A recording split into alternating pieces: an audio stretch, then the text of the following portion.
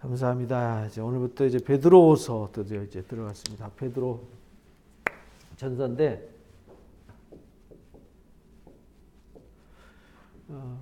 베드로 전서는 말 그대로 베드로가 써서 베드로 전서죠. 그래서 베드로 사도가 썼는데 이 베드로는 원래 어부 출신이잖아요. 어부 출신인데 그 동생 안드레로부터 전도 받은 걸로 이렇게 성경에 나와요. 안드레하고 형제입니다. 형제인데 당시에 이제 어부라 그러면은 무식하고 뭐 가진 거 없고 가난하고 이런 게 아니라 유대인들은 무식한 사람이 없습니다.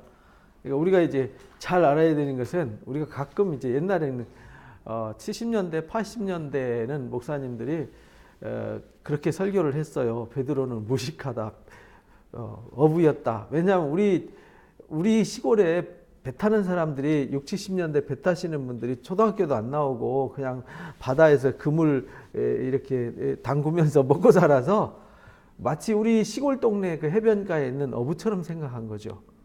근데 유대인들은 태생이 무식할 수가 없어요. 무조건 태어나면 성인식하고 성인식하면은 토라를 읽어야 되기 때문에 성인식하면은 회당에 가서 성경을 읽어야 되거든요. 그러니까 글을 모르면 안 돼요. 토라를 모르면 안 돼요. 토라와 이사야와 시편 정도는 상식적으로 다 알아요. 그리고 늘 회당에 가서 랍비로부터 가르침을 받았기 때문에 유대인들은 전통적으로 무식한 사람은 없습니다. 무슨 로마 학문이나 무슨 헬라 학문 이런 거 공부를 안 했다는 거지. 베드로도 어부였지만은 가난하지 않았어요. 베드로는 우리가 이제 가버나움 가보시면 알지만 엄청 부자, 그 동네에서 제일 부자였습니다. 제일 부잣집 아들이고요. 부잣집입니다. 사장님입니다. 사장님. 그리고 배워서 아주 무식하지는 않습니다. 그런데 베드로 전서를 쓸 때, 이 글을 쓸 때에는 누가 써줬냐면 실라가 써줬어요. 이거 이제 여기는 실루아노라고 됐죠. 실라누스가 이제 신라예요. 같은 말입니다. 신라가 이 편지를 대신 써줬어요. 베드로 사도가 이 편지를 쓴 곳은 어디냐면 여기 보면 예수 그리스도의 사도 베드로는 본도, 갈라디아, 갑바도기아, 아시아, 비두니아에 흩어진 나그네 이렇게 표현했어요. 이게 어디를 말하냐면 여기 지도상에서 여기를 말하는 겁니다. 여기가 아시아잖아요. 여기 아시아. 이 아시아 이제 우리가 이제 신약 성경 읽을 때 사도행전 읽을 때 아시아에서 복음을 전하지 못하게 하시거늘 하고 이제 아시아 얘기를 하잖아요. 그 아시아가 여기 이제 아나톨리아 지방을 아시아라고 그래요. 여기 아나톨리아 지방. 거기에 그래서 계시록 2장 3장에 보면 아시아에 있는 7교회에 편지를 쓰잖아요. 그 얘기를 1장에서 이제 계시받으면서 사도 요한이 여기 7교회가 여기 있잖아요. 여기. 그리고 여기 본도, 비두니아, 갈라디아, 갑바도기아 이쪽 지역에 이제 복음을 이쪽 지역에 흩어져 있는 나그네들한테 쓴 거예요. 나그네들. 그러니까 디아스포라 유대인인데 유대인만이 아니라 디아스포라 기독교인들. 그러니까 흩어져 있는 12지파가 아니라 이 야고보서 1장에서 우리가 흩어져 있는 12지파로 들었잖아요. 그건 이제 유대인들이란 말이에요. 유대인들. 근데 여기는 본도, 갈라디아, 갑바도기아, 아시아, 비두니아에 흩어져 있는 나그네. 그 당시에 핍박이 굉장히 심했어요. 그 지역에. 그래서 이 베드로가 이 편지를 쓸 당시가 약 63, 4년경이에요. 63, 4년경이니까 사도 바울이 로마 감옥에서 나와가지고 디모데 전후서 쓸 때예요. 디모데 전서 쓸 때가 63, 4년경이거든요. 그리고 64, 5년경에 잡혀가지고 66년에 이제 순교하는 걸로 이렇게 이제 역사에 기록이 되어 있는데, 그리고 나서 요 시기에 사도 바울이 로마 감옥에서 사도행전 28장에 갇혀 있다 2년 만에 다시 나오잖아요. 그 이후에 이제 베드로가 로마에 들어가게 됩니다.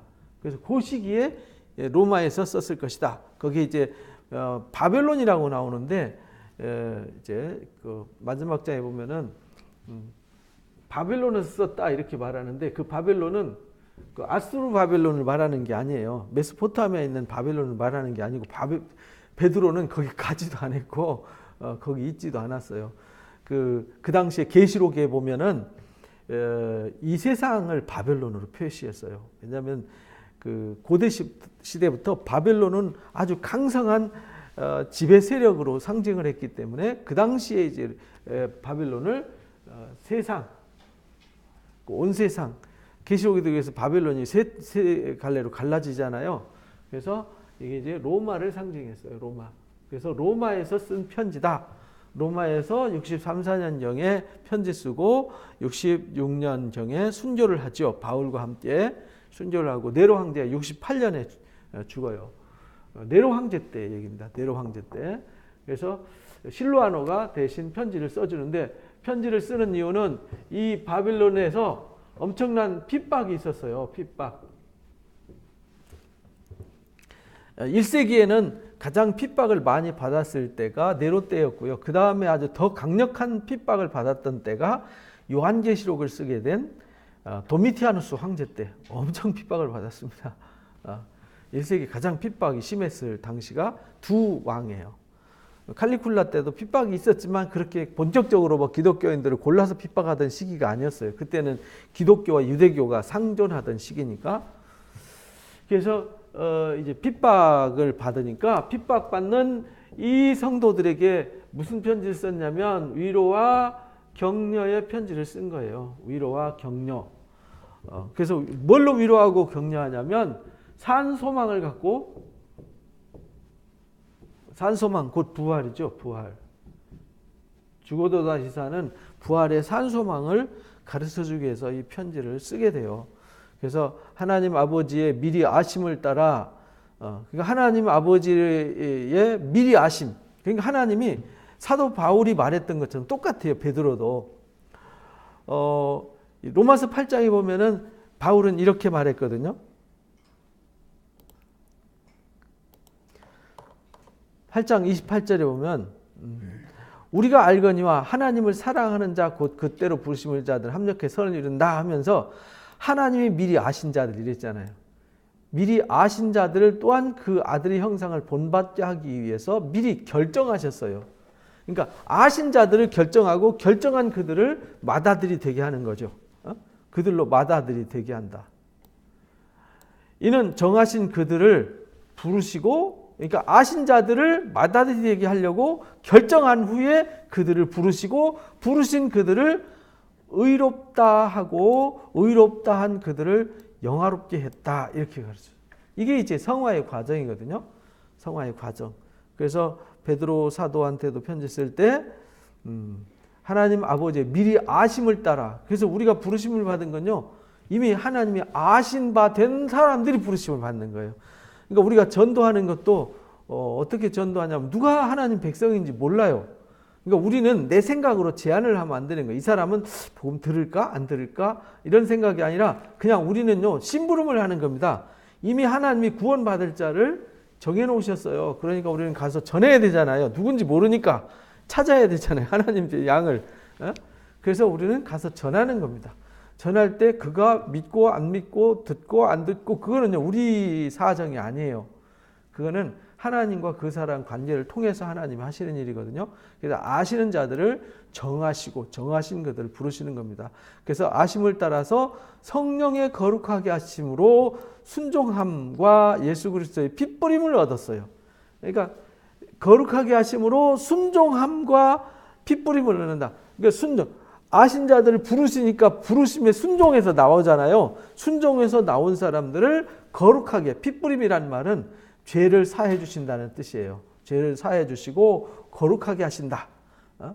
그래서 은혜와 평강이 너에게 더욱 많을지어다. 그런 자들에게 편지하는 거예요. 그러니까 여기 편지하는 바벨론에서 핍박받는 이 사람들이 누구냐면 미리 아신 자들이에요.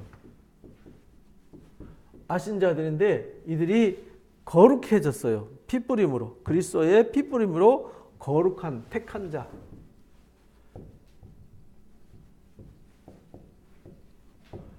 거룩하게 된 자들이죠. 예수님의 보혈로. 그러니까 거룩하게 되는 것은 예수님의 보혈로만 거룩해져요. 그런 자들한테 편지 써요. 지금 본도, 갈라디아, 갑바도기아, 아시아, 비두니아에 흩어져 있는 그 핍박 가운데 신앙하는 사람들한테 쓴 거예요. 그러면서 3절에 이제 강조하는 말씀이 시작부터 우리 주 예수 그리스도의 아버지 하나님께 찬송하자라고 제안을 해요. 제일 먼저 핍박받는 사람들한테 택하심 받은 자들에게 편지한다. 은혜와 평강이 너에게 있을 더욱 많을지어다 해놔놓고는 하나님을 찬양하자 이렇게 말해요. 왜 찬양해야 되느냐? 하나님이 그 많으신 긍휼대로 예수님을 죽은 자 가운데서 부활시키셨다. 그러니까 하나님의 그 많으신 긍휼이 예수님을 죽은 자에서 살리셨어요. 그 말은 예수님을 죽은 자 가운데서 살리심으로 우리에게 산 소망이 주어진 거거든요. 예수를 믿으면 예수님처럼 되기 때문에 부활하심으로 말미암아 우리를 거룩하게 하사 산 소망이 있게 하셨다. 그러니까 예수님이 십자가에서 죽으셨다가 다시 살아나심으로 우리가 거룩하게 되는 거죠. 예수님이 죽는 걸로 끝났으면 거룩해질 수가 없죠. 죽었다가 죄값을 갚아주시고 다시 살아나셨기 때문에 이제 더 이상 죄가 왕노릇할 수 있는 권세가 없어져 버린 거예요. 그래서 우리가 예수님을 믿으면 죄가 더 이상 우리한테 왕노릇할 수 있는 권세가 사라지는 겁니다. 그래서 그 부활하심이 우리에게 산 소망이 되었다는 거예요. 우리를 거듭나게 하사 예수님이 죽은 자 가운데 살아나셔서 우리에게 성령을 부어주시고 우리를 거듭나게 하셔서 살아있는 소망을 갖게 했다. 그래서 이 핍박 아신 자들에게 주시는 게 뭐냐면 산 소망이에요. 살아있는 소망이거든요. 죽어도 다시 살고 살아있으면 영원히 죽지 않는 소망. 그러니까 이 땅에 주님 오실 때까지 남아있는 사람은 죽음을 구경을 못할 거고요. 또 혹시 뭐 주님 오시기 전에 육신의 옷을 벗고 가더라도 다시 새 몸으로 부활하니까 죽어도 다시 사는 산 소망이 있는 거예요. 그래서 우리한테 주시는 소망이 뭐냐면 썩지 않고 쇠하지 않고 더러워지지 않는 기업이에요. 그 유업을 우리에게 있게 하신다. 이게 산 소망이에요. 썩지 않고 더럽지 않고 쇠하지 않는 소망. 이것을 주시려고 예수님이 이 땅에 오셨어요. 그러니까 지금 핍박당하고 어려움을 당해도 고난에 흔들리지 말고 핍박에 흔들리지 말고 끝까지 산소망의 신앙을 지켜야 된다라는 것을 강조하는 겁니다. 그것을 썩지 않고 더럽지 않고 쇠하지 않는 산소망을 유업으로 주셨다. 곧 이것은 우리를 위하여 하늘에 이미 뭐한 거예요? 간직해둬서 예비해 놓으셨다는 거죠. 예비해 놓으셨던 것을 이제 알려주시는 거죠. 우리가 디도서 1장에 보면 그러잖아요. 디도서 1장에 보면은 사도 바울을 통해서 영생의 소망을 위함인데 이 영생은 거짓 없이는 하나님 영원부터 약속한 건데 자기 때에 자기의 말씀을 전도로 나타내셨어요. 그러니까 이 소망은 산소망, 영생의 소망이 있는데 거짓 없이는 하나님이 이걸 약속하셨어요. 약속하셨는데 이걸 자기의 말씀을 전도로 나타냈어요. 영생의 소망, 산소망이죠. 이게 산소망이에요. 산소망을 전도의 말씀으로 나타내셨다. 그래서 우리가 말씀을 통해서 이 산소망이 있다는 사실을 알게 되는 거죠. 그래서 말세에 나타내기로 이미 하늘에 간직된 거라는 거죠. 그래서 말세에 나타내기로 예비하신 구원을 얻게 해요. 말세는 앞에서도 우리가 배웠지만 말세라는 단어 자체가 말세, 정말 세상 끝 이렇게 말하잖아요. 이게 예수님 십자가부터 다시 오심 사이에 있는 것을 기간을 말세 이렇게 말해요. 그러니까 1세기도 말세고 2세기도 말세고 15세기도 말세고 19세기도 말세고 21세기도 말세예요. 그러니까 이단들은 이거를 몰라요. 이걸 모르고 뭘 강조하냐면 세대주의적 사고를 가르쳐요. 이 세대주의가 이단이거든요. 세대주의가 뭐냐면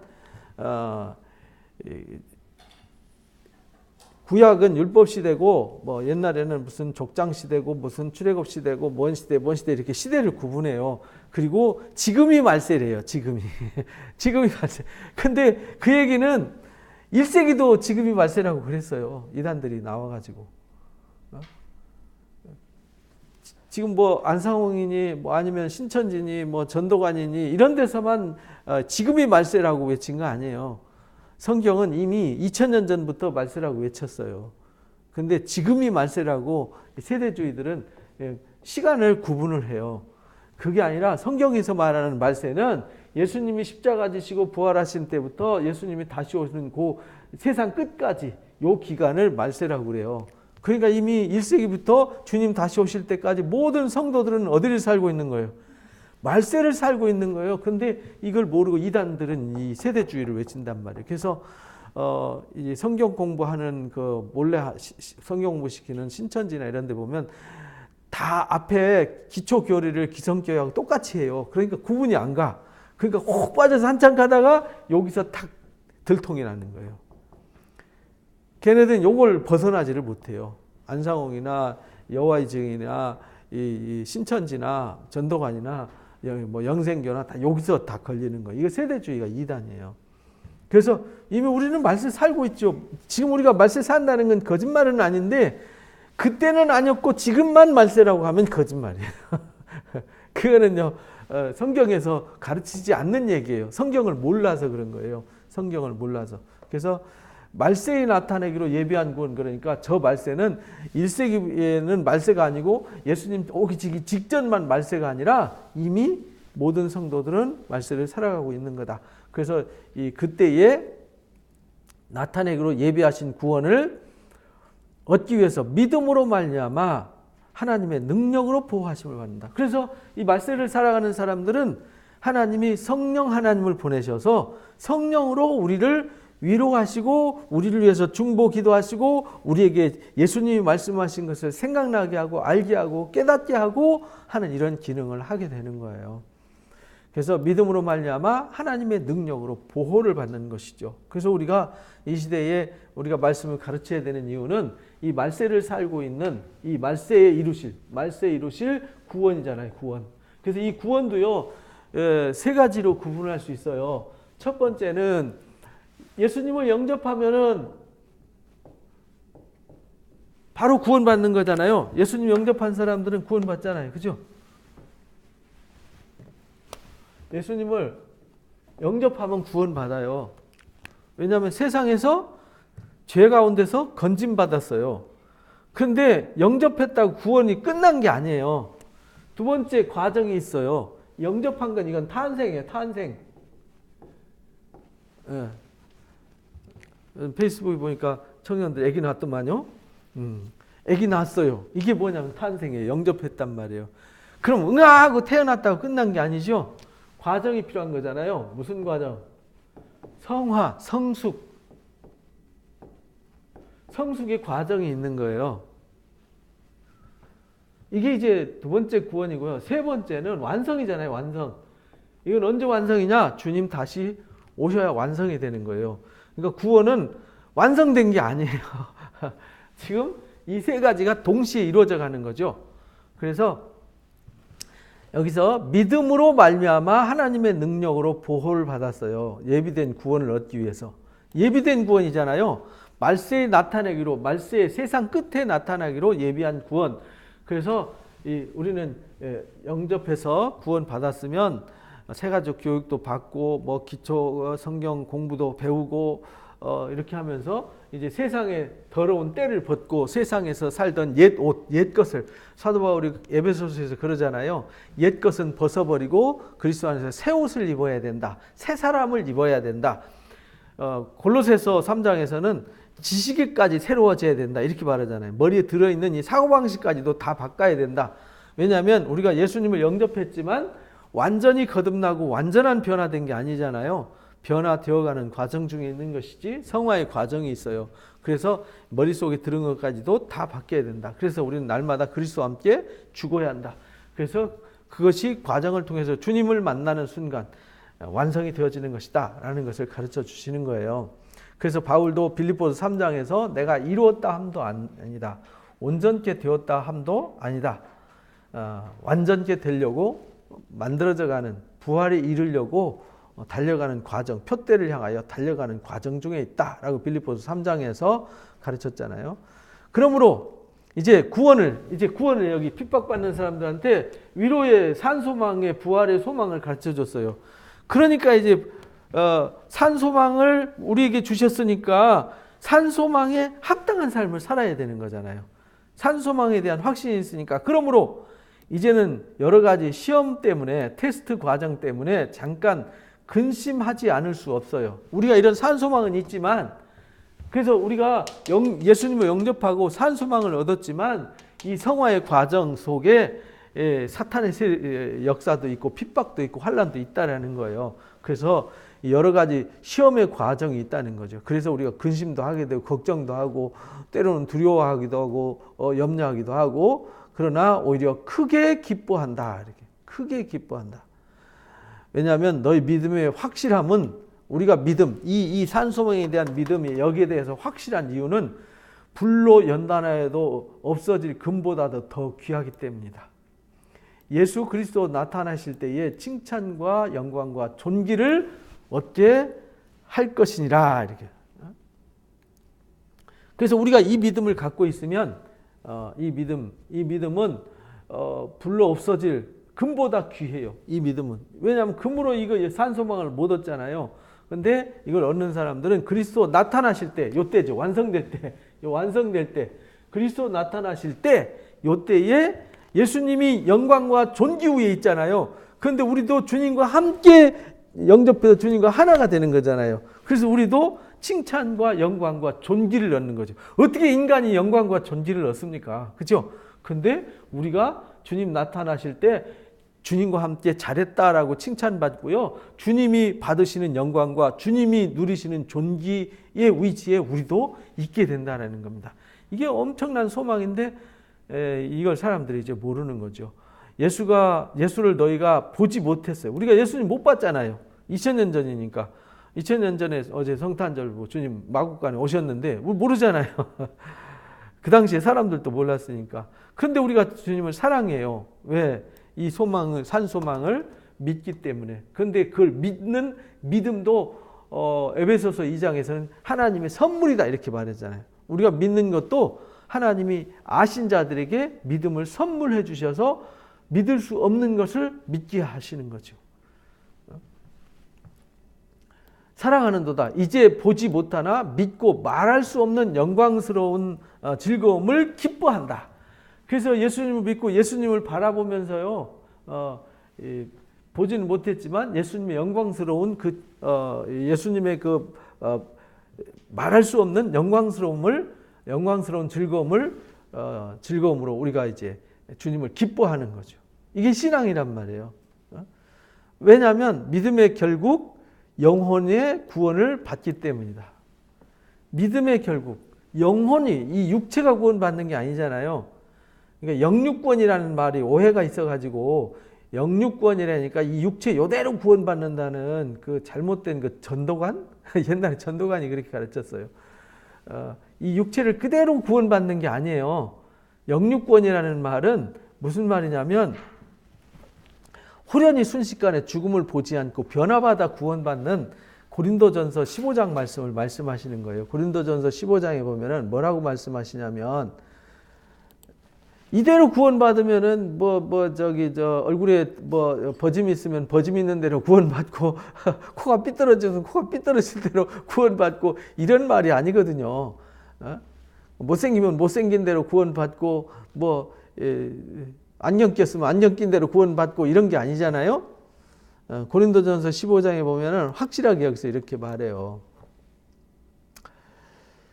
형제들아, 이것을 말한다. 혈과 육은 하나님의 나라를 이어받을 수 없다 이랬잖아요. 혈과 육, 이 지금 현재 이 상태, 이 혈과 육, 이게 플래시를 말하는 거거든요. 이거, 이 소마, 이거는요 구원을 받을 수 없어요. 썩는 것은, 이게 썩는 거잖아요. 이 썩는 육체는요 썩지 아니할 것을 유업으로 받지 못해요. 이게 비밀을 말하겠다. 우리가 다 잠잘 것이 아니요 마지막 나팔에 순식간에 다 호련히 변화가 된다는 이 사실을 우리가, 이게 영육구원이에요. 나팔 소리가 나면 죽은 자들이 썩지 아니할 것으로 다시 살아나서 변화받아요. 죽은 자들이 썩지 아니할 것으로 다시 살아나서 구원받는 구원. 또 이 썩을 것, 우리 지금 현재죠. 이미 죽은 자들은 죽었는데 썩지 아니할 것으로 다시 살아나는 것이 이 산소망이고요. 우리는 살아있잖아요.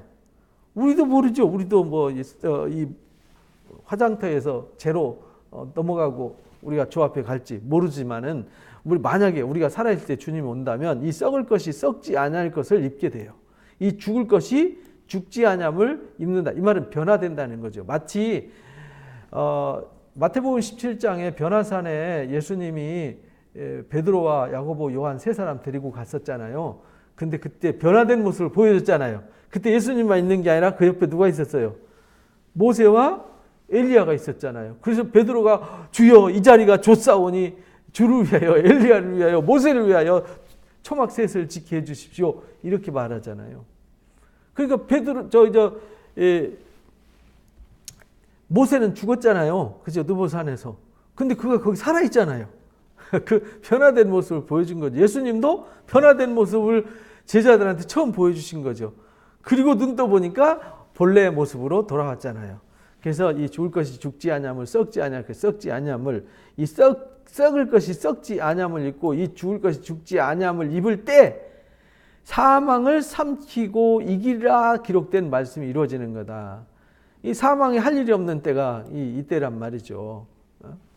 그래서 우리에게 승리해 주신 하나님께 감사해야 된다 하면서 사도 바울이 이 비밀을 가르쳐 줬어요. 그러니까 베드로 사도도 그래서 우리가 믿음의 결국 영혼의 구원을 얻는다라는 말이 그 말입니다. 영혼의 구원을 얻는다. 네페시가 구원을 얻는다. 이 구원에 대해서는 여기 구원은 이 세 가지로 말씀드렸잖아요. 너에게 임할 은혜를 예언하던 선지자들이 부지런히 연구하고 살펴서 증명한 거라는 거예요. 그러니까 우리 성경에 기록된 것은 이미 다 증명된 이야기를 배우는 거예요. 증명된 이야기. 그래서 우리가 성경을 묵상하는 거예요. 자기 속에 계신 그리스도의 영, 이 성령이죠. 그리스도의 영은 성령을 말하는 거예요. 성령이 그 받으실 고난과 후에 받으실 영광을 미리 정언해서 누구를 또는 어떠한 때를 지시하는지 상고하니라. 그래서 예수님이 때가 참에 오신 거잖아요. 이사야서 53장에 우리의 질병과 고통과 죄를 위해서 채찍 맞으시고 십자가 지러 오셨다라고 예언된 말씀이 그대로 임한 거죠. 우리 최근에 새벽에 이사야서 9장 말씀 1절에서 7절까지 배웠던 말씀이 그 말씀이란 말이에요. 이 섬긴 바가 자기를 위한 게 아니고 이 섬긴 바, 그러니까 선지자들이 의인들이 부지런히 연구해 살핀 것은 자기들을 위한 게 아니었대요. 우리를 위한 거였다. 누구를 위한 거냐면 구약의 선지자들은 연구만 하고 그리스도가 올 것을 멀리서 보고 환영하고 그때에 구원자가 이 땅에 온다. 임마누엘이 온다. 우리의 모든 질병을 대신 짊어지고 우리의 고통을 대신 짊어지시고 우리를 위해서 죽었다가 살아나실 그리스도를 예언했잖아요. 저 멀리 700년 후에 800년 후에 500년 후에 오실 그리스도를 예언했단 말이에요. 그리고 예수님이 오셨잖아요. 그래서 1세기 당시에 예수님을 영접한 사람들을 위한 것이고 오늘은 살아있는 산자의 하나님이잖아요. 누가복음 20장 38절에 보면 그렇게 말하죠. 주님은 죽은 자의 하나님이 아니라 산자의 하나님이다. 아브라함의 하나님, 이삭의 하나님, 야곱의 하나님이라고 하지 않았느냐. 그들이 죽었지만 살아있느니라. 그래서 지금도 죽은 아브라함의 하나님이 아니라 아브라함이 살아있기 때문에 아브라함의 하나님이라고 하는 거다. 산자의 하나님이다. 이렇게 말해요. 그러니까 그리스도 안에서는 죽음이 없는 것이죠. 그래서 성경에 표현하기를 죽었다고 안 하고 뭐라고 그래요? 잔다. 이렇게 표현해요. 잔다. 너희를 위한 것이 계시로 알게 되었다. 그러니까 우리를 위한 거죠. 오늘 이 시대를 지금 하나님은 누구를 위해서 일하냐면 1세기 전의 사람들 다 끝났잖아요. 죽었잖아요. 그렇죠? 지금 2018년 12월 26일 오늘을 살고 있는 우리를 위해서 일하시는 하나님이란 말이에요. 그래서 우리를 위한 것임이 계시로 알게 되었다. 이렇게 말하는 거죠. 하늘로부터 보내신 성령을 힘입어 복음을 전하는 자들로 이제 너희에게 알린 거다. 그래서 그 당시에 알렸고 지금 우리에게 알렸고 앞으로 모르는 사람들에게 또 알리실 거고 언제까지? 완성되어질 때까지 주님 다시 오실 때까지. 근데 이 복음 이 산소망의 구원의 복음, 이 은혜, 영혼의 구원을 받는 이 선지자들이 살펴보고 확증한 이 구원은요, 천사들도 살펴보기를 원하는 거다, 이렇게 말했어요. 살펴본다는 말은 이렇게 넘어다 보는 거예요. 담 넘어 있잖아요, 울타리. 나는 들어갈 자격이 없어요. 울타리 이렇게 쳐놨어. 이쪽에 구원받을 구원의 물이, 우리가 여기 안에 있어요. 근데 천사들은 여기 들어갈 수가 없어요. 구원받는 대상이 아니잖아요. 하나님이 이 구원받을 사람들을 섬기라고 보내준 게 천사니까 천사들은 담 너머로 야, 쟤들은 좋겠다 이러고 이제 넘겨다 본다는 거예요. 그게 천사들도 살펴보기를 원한다, 이렇게 말하는 거예요. 그러니까 우리가 받는 이 산소망의 구원이 그렇게 천사들도 이렇게 넘기다 보면 야, 쟤들은 참 좋겠다. 왜냐하면 천사들은 존귀와 찬양과 영광을 못 받잖아요. 여기 이제 7절에 나오는 말씀대로 주님 나타나실 때 칭찬과 영광과 존귀는 우리만 받는 거거든요. 천사들은 못 받아요. 천사는 예수님을 찬양하고 영광 받는 고 존귀에 올라가는 사람들을 찬양해 주는 존재지. 그러니까 맨날 속만 새기고 말썽만 부르는 저 인간들 뭐 좋다고 저렇게 하나님 구원하셔서 참 쟤네들은 참 부럽다 하고 천사들이 살펴본다, 이 말이죠. 그러므로 너희의 마음의 허리를 동해야 된다. 그러므로가 두 번 나왔죠. 그러므로 우리가 산소망이 있으니까 우리가 이 천사도 살펴보기를 원하는 구원을 얻었으니까 허리를 동해야 된다. 마음의 허리를 동인다는 말은 무슨 말이에요? 의지를 강하게 한다, 이 말이죠. 핍박과 환란이 있어도 흔들리지 말고, 그래서 이제 에베소서 6장에서는 진리로 허리띠를 띈다, 이렇게 진리로 허리를 동이고 이런 말이죠. 진리의 확신을 가지고 진리의 말씀에 의지해서 이런 말이잖아요. 허리를 동이고 근신한다. 근신한다는 말은 삼가한다는 말이죠. 무슨 말이냐면 근신한다는 말은 내가 저걸 하고 싶어요. 그래도 참아요. 이렇게 좀 쉬고 싶어요. 그래도 참아요. 내 자신을 보호하는 거죠. 내 자신을 흐트러지지 않고 나 자신을 바로 세우는 거예요. 이게 근신하는 거예요. 그러니까 허리를 동이고 근신하는 거죠. 근신해서 예수님이 나타나실 때, 여기 완성될 때 너에게 가져올 은혜를 온전히 바랄지어다. 그래서 이 온전해진 완성, 이 온전함을 우리가 바라는 신앙이, 이게 지금 우리는 여기 두 번째, 세 번째 과정 중에 있는 거잖아요. 이미 우리는 영접했고 구원의 자리는 왔어요. 이제 성숙해져야 되고요. 열매를 맺어야 되고요. 완성의 날에 칭찬과 영광과 존귀를 받는 자가 돼야 되는 거죠. 바랄지어다. 그러면서 이제 14절부터 가르치는 거예요. 너희가 순종하는 자식처럼 전에 알지 못할 때 따르던 사욕을 본받지 마라. 그래서 우리가 예수님을 영접하기 이전이잖아요. 여기 이전. 그 다음에 이후.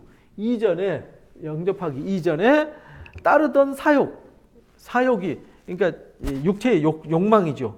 육체적 욕망과 본능적 욕망을 본받지 말아라. 그래서 우리를 부르신 하나님처럼, 거룩한 이처럼 너희도 모든 행실에 뭐 하는 자요? 거룩한 자가 되라. 그래서 이제 성화에 이쪽으로 안 가고 이쪽으로 가야 되는 거예요. 이쪽으로 성화가 돼야 되는 거죠. 그래서 예수 믿으면 성화가 돼야 되는데요. 참 이게 안타까운 게 뭐냐면 신앙생활을 오래 했는데 성화가 안 됐어. 그러면 이거 신앙생활을 왜 했냐고요. 이거 거꾸로 가면 안 되거든요. 우리 흔히 하는 말로 나쁜 말로 그러잖아요. 조금 조롱하는 말로 나이를 거꾸로 먹었냐, 아니면 나이를 똥구멍으로 먹었냐, 막 이렇게 말하잖아요. 그 말이 무슨 말이냐면 신앙이 5년, 10년, 20년 됐으면 1년 된 사람보다 5년 된 사람보다 20년 된 사람보다 30년 된 사람이 더 성숙하고 강해 있어야 되잖아요. 20년, 30년 됐는데도 꼭 유치원생 같은 신앙을 하고 있다, 이 말이죠. 작은 일에 삐치고 작은 거 갖고 흔들리고 그건 신앙이 아니죠. 아직도 유치원생이라는 거죠. 유치원생. 아직도 유치원 수준에 머물러 있다. 그래서 우리가 히브리서 5장 6장에서 때가 오래므로 우리가 뭐가 돼야 돼요? 선생이 된다는 말은 앞장서서 본을 보여주는 사람. 내가 이미 경험한 것을 가르쳐주고 보여주는 사람이 돼야 되는데, 모델이 돼야 되는데 아직도 젖이나 먹고 있다. 초보적 수준에 머물러 있다. 그러니까 신앙은요, 그 나무는 열매 보면 아는 거예요. 간단해요. 애기인지 어른인지 성화되고 있는지 병 들어가고 있는지 금방 알 수 있어요. 근데요, 신앙은 자신이 할 수 있는 게 아니거든요. 신앙이 성숙하냐 미성숙하냐는 뭘로 결정하냐면 얼마나 온유하고 겸손하냐. 그러니까 온유함과 겸손함으로 무장되어 있으면 그 사람은 성숙해진 거예요. 근데 마치 우월감에 사로잡혀가지고 마치 자기가 성경을 다 암송하고 막 대단하게 성경 지식을 알고 대단한 열심이 있고 대단한 뭐 노력을 하고 막 대단한 봉사를 하고 그거 갖고 성숙도를 측정하는 건 아닙니다. 그거는 어느 날 보면은 한 방에 다 무너져 나가는 거거든요. 그 모든 것의 결정적인 것은 온유함과 겸손함입니다. 예수님의 인격과 성품을 닮아가는 것이죠. 그래서 너희 모든 행실을 거룩하게 가져라. 거룩한 자가 되라는 말은 예수님의 인격과 성품을 닮아라. 그것이 우리가 베드로 후서에서 이제 앞으로 배워요. 베드로 후서 1장에 보면은 신의 성품이라고 그러잖아요. 신기한 능력과 생명과 경건에 속한 모든 것을 우리에게 주셨는데 주신 이유는 자기의 영광과 덕으로서 우리를 부르신 일을 알기 때문이다. 하나님을 알면서 이렇게 되는 거거든요. 그래서 보배롭고 지극히 큰 약속을 우리에게 주셨는데 이 약속 때문에 정욕 때문에 약속으로 말하면 정욕 때문에 세상에 썩어질 것을 피해가지고 어디에 참여하죠? 신성한 성품, 이게 이제 신의 성품이잖아요. 신의 성품이고 예수님의 성품이잖아요. 예수님의 성품에 참여하는 자가 되게 한다. 그래서 여기 믿음의 덕을, 덕의 지식을, 지식의 절제를, 절제의 인내를, 인내의 경건을, 경건의 형제우애를, 형제우애에 사랑을 더하라. 그러니까 마지막에 신앙의 척도가 뭐냐면 사랑이에요. 사랑이 있어야 돼요. 사랑이 없는 것은 신앙이 아니에요. 그래서 고린도전서 13장에 사랑이 없으면 성경 다 암송하고 산을 옮기는 믿음 있고 자기 몸을 불살라서 구제하고 천사같이 말하고 방언을 말해도 아무것도 아니다 이렇게 말한 거예요. 이런 것이 있어서 흡족할 때 예수님을 더 깊이 알아가게 되고 맹인처럼 되지 않고 하나님 나라를 넉넉히 들어감을 얻게 된다 이렇게 이제 가르쳐 줬어요. 여기 이제 신의 성품에 관한 얘기거든요. 그래서 1장에서도 우리가 거룩해져야 된다는 거예요. 거룩해져야 된다. 그래서 이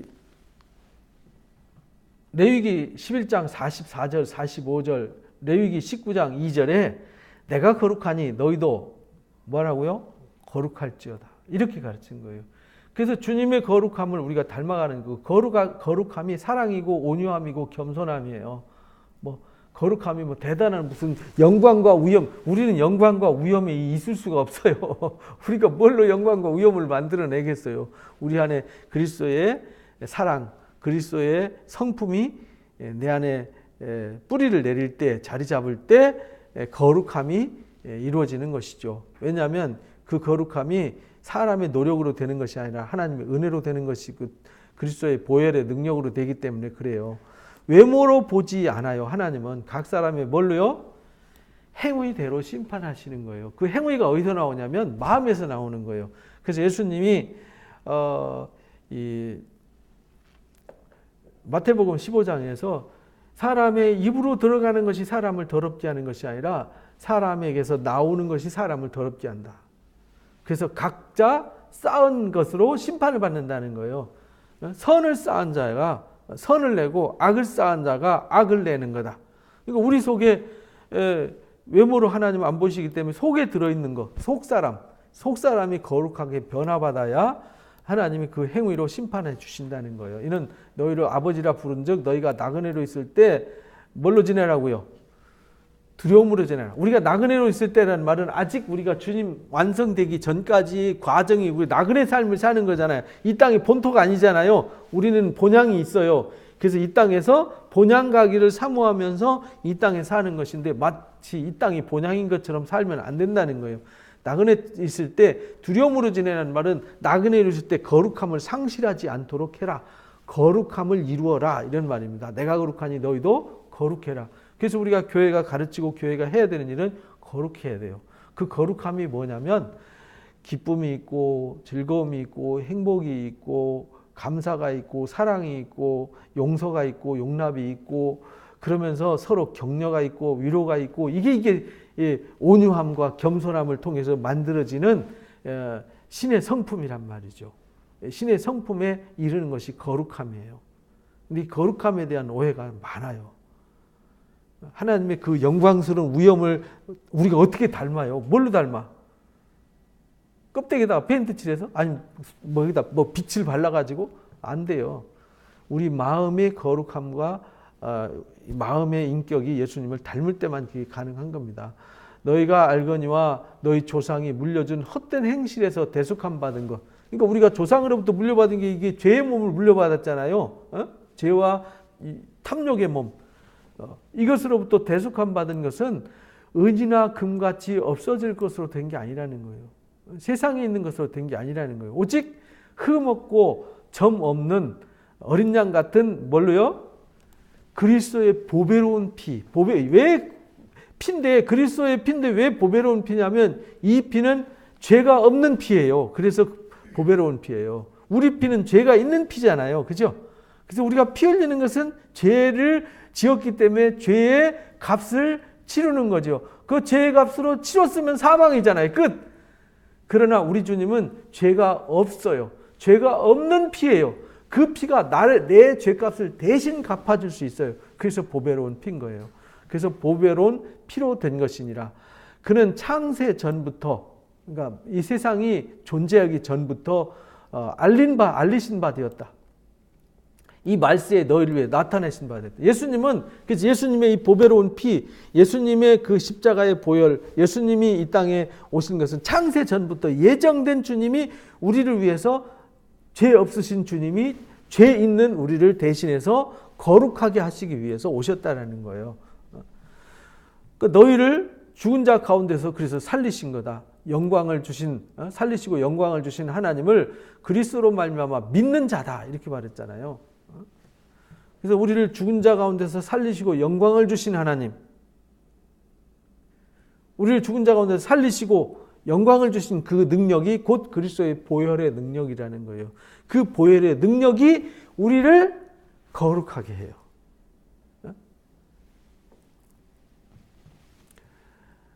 너희 믿음과 소망이 하나님께 있게 하려고 그랬다. 그래서 우리의 믿음과 소망, 우리가 기대고 의지하고 바라보는 거, 소망하는 거, 이게 다 하나님께 있게 하려. 이 세상에 금이나 은을 바라보는 게 아니고. 그래서 우리가 이 보배로운 피, 그게 이제 진리잖아요. 예수님이 진리고 예수님의 보혈이 곧 뭐냐면 생명이에요. 레위기 17장 11절에 보면 육체의 생명은 피에 있다 그랬잖아요. 그러니까 피가 곧 생명이에요. 그러니까 보혈은 곧 예수님의 생명이에요. 예수님의 생명이 내 죄값을 치른 거잖아요. 그래서 예수님의 보혈이 진리예요. 예수님의 보혈이 사랑이에요. 예수님의 보혈이 곧 예수님이에요. 예수님의 보혈이 말씀이에요. 진리예요. 이런 말이에요. 그게 사랑이에요. 그러니까 우리가 그래서 그 진리를 순종함으로, 그 말씀을 순종함으로 우리 영혼이 어떻게 돼요? 깨끗해진 거예요. 보혈의 흐름에 내 몸을 담가서 내가 깨끗해진 거예요. 그래서 우리가 예배하고 말씀을 듣고 하는 것이 뭐 하는 시간이냐면 거룩해지는 시간이에요. 그래서 우리가 진리를 순종함으로 영혼이 깨끗해져서 거짓 없이 형제를 사랑할 수 있어요. 그러니까 우리가 사랑을, 형제 사랑 못해요. 우리는 이기적인 존재라서요. 내 마음에 안 들면 미워하고요. 내 마음에 들면 이뻐하고 우리는 그렇게 살아가는데, 예수님은 내가 밉든 안 밉든 내가 나쁜 짓 하든 이쁜 짓 하든 상관하지 않고 주님이 나를 사랑하시는 사랑은 한결같아요. 그래서 우리가 그 육체로부터 죄로부터 깨끗해진 것은 보혈을 만나서, 보혈 대신 진리를 만나서 그 말씀을 순종해서 그 보혈에 담가서, 그 보혈의 진리에 담가서 살 때 그것을 순종이라고 그렇게 말하는 거죠. 순종할 때 우리가 깨끗해져서 사랑할 수 없는 사람도 사랑하게 하고, 용서할 수 없는 사람도 용서하게 하고, 긍휼을 여길 수 없는 사람도 긍휼히 여길 수 있게 한다. 그렇게 되었으니까 우리가 마음으로 피차 뜨겁게 뭐 할 수 있어요? 사랑할 수 있어요. 그래서 우리가 그렇게 이르렀기 때문에 우리가 내가 거룩하니 너희도 거룩할지어다 라고 한 그 거룩함에 이른 사람만 사랑할 수 있어요. 사람들이 사랑하지 못하는 이유는요, 거룩함에 이르지 못했기 때문에 그래요. 근데 요즘 기독교인들을 보면 거룩함에 이르기보다는 율법에 매인 사람들이 많아요. 율법에 매여 있기 때문에 판단과 정죄를 하는 거죠. 율법은 판단과 정죄를 해요. 사랑은 용납을 해요. 사랑은 오래 참아요. 온유하죠. 성내지 않죠. 자기 유익을 구하지 않죠. 교만하지 않잖아요. 고린도전서 13장에서 가르쳐 주셨잖아요. 그러니까 우리가 사랑의 본질을 진리로 거룩해졌으면 내 속에 사랑이 풍성해져야 되는 거예요. 그게 때가 오래므로 선생이 돼야 되는 거죠. 그 선생이 곧 뭐냐? 사랑이 풍성해진 사람이에요. 그래서 용납할 수 없는 사람도 용납하고 아무리 화가 나도 화를 내지 않고요. 어떤 상황 속에서 기다려줄 줄 알아요. 그게 오래 참음이잖아요. 언제든지 자기를 드러내지 않아요. 자기의 유익을 구하지 않아요. 그게 이제 사랑이란 말이죠. 성숙함이라는 거죠. 그러니까 그런 마음이 됐을 때 우리가 진리를 순종함으로 영혼이 깨끗해져서 그렇게 성숙해졌을 때 마음으로 뜨겁게 서로 사랑할 수 있어요. 이렇게 사랑하는 사람들이 모여진 집단, 거기가 어디냐? 교회예요. 그래서 우리가 거듭난 것은 썩어질 씨로 된 게 아니다. 그러니까 세상에 있는 수단으로 된 게 아니라는 거예요. 썩지 아니할 씨, 썩지 아니할 씨, 그게 뭐냐? 하나님 말씀이에요. 씨로 된 것이니 살아있고 항상 있는 하나님의 말씀으로 되었느니라. 그러니까 우리가 거듭나는 거는요, 말씀으로 되는데 그 말씀이 앞에는 보배로운 피라 그랬잖아요. 보배로운 피, 진리, 순종. 보배로운 피를 내 마음에 흐르게 하는 게 진리를 깨닫고 진리를 순종하는 거예요. 그러니까 표현이 다른 거지 사실은 다 같은 얘기거든요. 그래서 우리가 거듭나는 것, 이 성화가 이루어지는 것은 우리가 썩지 아니할 하나님의 말씀으로 되었다. 그래서 우리가 말씀이 내 속에 흐른다는 말은 그리스도의 보혈이 흐르는 거고, 그리스도의 보혈이 흐른다는 말은 하나님의 형용할 수 없는 사랑, 하나님의 생명, 하나님의 진리, 하나님의 능력, 하나님의 은혜, 하나님의 긍휼, 이게 흐르는 거예요. 그러니까 우리를 그게 거룩하게 하는 거죠. 그 말씀으로 되었느니라. 그러므로 이사야서 말씀을 인용해서 이사야 40장 말씀을 인용한 거죠. 모든 육체는 풀과 같고 그 영광은 풀의 꽃과 같아요. 그래서 풀은 마르고 꽃은 떨어져요. 그러나 오직 주의 말씀은 변하지 않아요. 하나님의 이 주의 말씀이라는 말은 약속이잖아요. 이 말씀이 이게 말씀으로 되는 거잖아요. 말씀. 이 말씀이 곧 뭐냐면 약속이에요. 약속. 하나님의 예정이라는 거죠. 하나님의 뜻이라는 거죠. 하나님의 예정이라는 것은 그렇게 하기로 결정한 거잖아요. 그렇게 결정한 거. 그게 하나님의 정하신 뜻이에요.